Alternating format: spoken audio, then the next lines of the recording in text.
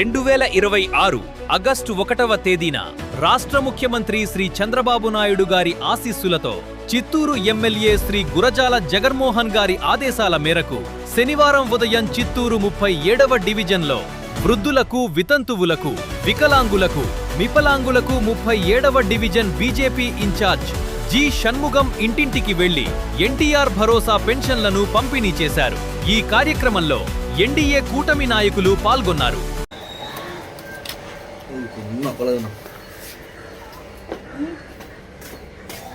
మున్లక్ష్మి కదమ్మా,